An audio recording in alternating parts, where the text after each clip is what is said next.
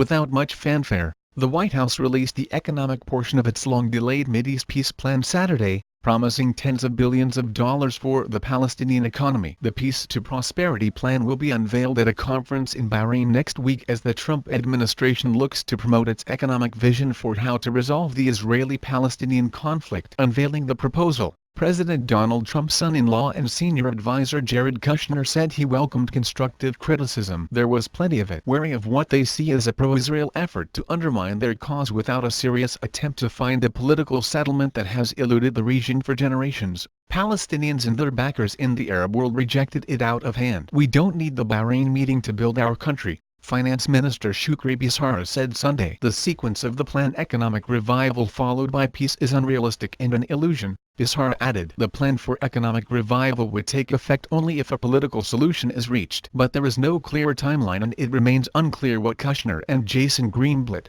Trump's envoy overseeing the peace plan, have in mind on issues like an independent Palestinian state. "I laugh when they attack this as the deal of the century," Kushner said in an interview with Reuters on Saturday, referring to Palestinian leaders who have dismissed his plan as an attempt to buy off their aspirations for statehood. "This is going to be the opportunity of the century if they have the courage to pursue it," he added. Palestinians are furious at what they see as clear bias from the U.S. toward Israel. Over the last several years, the White House cut funding to the United Nations Relief Agency for Palestinian Refugees, has held no meetings with elected Palestinian leaders, closed the Palestinian diplomatic office in Washington, moved the U.S. Embassy to Jerusalem and endorsed the annexation of the Golan Heights by Israel. In what was seen as another nod to the Israeli cause, U.S. Ambassador to Israel David M. Friedman told the New York Times earlier this month that Israel had the right to annex at least some of the West Bank. Many countries and international bodies consider Israeli settlements in eastern Jerusalem and the West Bank illegal because they are built on occupied land. Meanwhile, the Palestinian economy has been in dire straits for years. Gaza economy has also been ravaged under the crippling Israel-Egyptian blockade since 2007. Generations of Palestinians have lived under adversity and loss,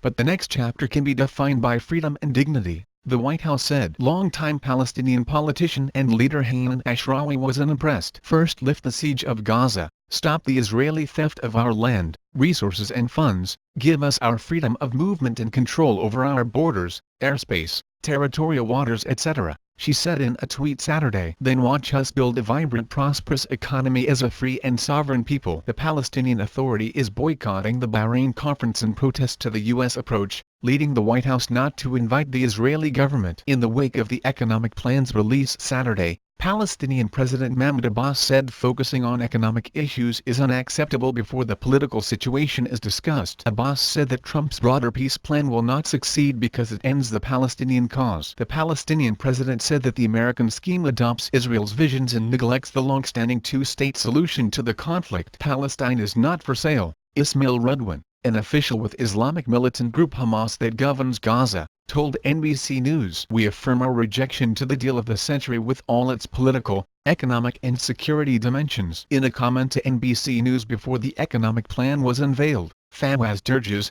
a professor of Middle Eastern politics at the London School of Economics and Political Science, said the Bahrain conference had exposed that the Trump administration peace plan was about providing the Palestinians with economic help in exchange for them giving up their aspirations to establish a Palestinian state. In the process, he said Trump was dismantling decades of an international consensus. The plan was rejected not only by Palestinian leaders, but also figures in Arab states whose help Washington is actively seeking. It promised billions of dollars to Jordan, Lebanon and Egypt, which have absorbed Palestinian refugees and dealt with other ramifications of the conflict for decades. But on Sunday the Lebanese parliament's speaker said the country does not want investment at the expense of the Palestinian cause. Mr. Kushner, "Lebanon and the Lebanese will not be false witnesses for selling Palestine," Nabi Berri said. At home the U.S. plan, released quietly on the Sabbath, was met with a muted response but some criticism. Even an ambitious vision of much-needed economic development cannot substitute for a political agreement that will finally resolve the core issues driving the Israeli-Palestinian conflict,